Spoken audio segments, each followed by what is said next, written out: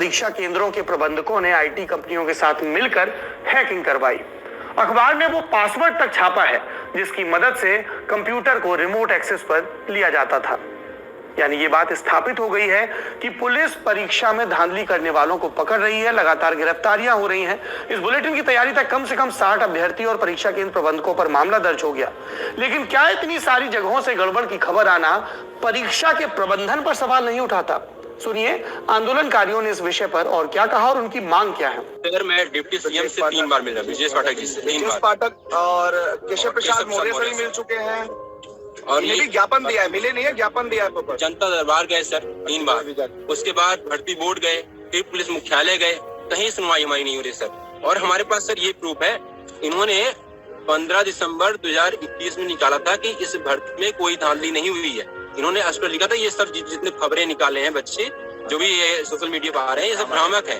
लेकिन उसके कुछ दिन बाद आज ये निकाल रहे हैं कि नहीं इसमें जो है गलत तरीके से भर्ती हुए हैं बच्चे। इन्होंने निकाला, यहाँ पे लिखा भी है ये चीज को कि उनके द्वारा अनुचित साधनों का प्रयोग कर अपराधीकृत किया गया।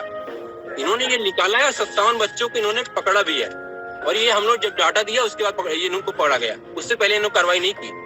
ये 7 मई तक शांत बैठे थे, जो डीपीएसटी फर्स्ट ईयर कंप्लीट हो गई उसके बाद इन्होंने कार्रवाई स्टार्ट की है। तो दिक्कत हमारे साथ ये है सर, हमारे पास एविडेंस होते हुए कोई सुनने वाला नहीं हमारा। सर हमारी एक ही मांग है सर कि एसआईटी गठित हो और जो प्रक्रिया चल रही है डीपीएसटी की इसको रोकी जाए, पहले इसको रोका जाए, क्योंकि अगर ये कंप्लीट हो जाएगी तो ये ट्रेनिंग करा के उसको ट्रेनिंग भेज देंगे। पिछली बार ट्रेनिंग भेज दिया तो फिर कुछ नहीं होने वाला। ट्रेनिंग बच्चे जो जाते हैं उन्हीं का सिलेक्शन होगा, वो हाई कोर्ट सुप्रीम कोर्ट वो भी हो जाएगा, वहीं से उन्हीं का होगा। आप पहले प्रक्रिया पे रोक लगाओ, जो सही है, जिन्हें बच्चे हैं जो उस लायक है, जो सही है, अपने परीक्षा सही से रूप में दिए हैं, उनको सिलेक्ट करो। ऐसे बंदों को सिलेक्ट कर रहे हो आप जो उस लायक है नहीं, जिनको काश से ज्ञान तक लिखना नहीं आता सर। ऐसे बंदे पकड़े गए हैं जिनको एक फॉर्म सिग्नेचर करना पड़ा तो सिग्नेचर नहीं कर पा रहे थे, ऐसी स्थिति है सर। तो उन बच्चों को सिलेक्ट करके आप समाज में क्या करोगे सर? किस प्रकार से बदलाव लाओगे? 15-15 लाख रुपए देकर वो बन रहे हैं तो क्या समाज में बदलाव लाएंगे सर? हमारी यही मांग है कि आप एक बार इसकी इन्वेस्टिगेशन करा दो, एसआईटी गठित कर। एसआई भर्ती पर अभ्यर्थियों की ओर से जो सवाल उठाए जा रहे हैं उन पर UP police recruitment and promotion board का क्या कहना है, ये जानने के लिए हमने उनकी वेबसाइट पर दिए कॉन्टैक्ट नंबर्स पर संपर्क करने की कोशिश की। सबसे पहले हमने बोर्ड के महानिदेशक चेयरमैन डॉक्टर राजकुमार विश्वकर्मा के सीयूजी नंबर को ट्राई किया। वहां हमें बताया गया कि चेयरमैन साहब अभी मीटिंग में व्यस्त हैं, आज बात नहीं कर पाएंगे, 17 मई को कॉल करिए। हमने उनसे कहा कि हमारा प्रोग्राम तो आज ही जाना है और विद्यार्थी कई दिन से आंदोलनरत हैं, तो हमें एसपी सुरेश्वर के सीओजी नंबर पर संपर्क करने के लिए कहा गया। हमने उनके नंबर पर भी ट्राई किया, कॉल रिसीव हुआ, परिचय बताया, फिर फोन काट दिया गया। हमने फिर से ट्राई किया पर कॉल कनेक्ट नहीं हो पाई।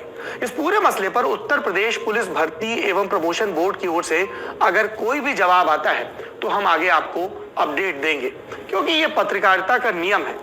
जिसने आरोप लगाए और जिस पर आरोप लगाए दोनों का पक्ष आपके सामने आना चाहिए। पर कुल जमा बात यह है और यूपी का उदाहरण यह बताता है कि एक ढंग की नौकरी के लिए संघर्ष कितना बड़ा है।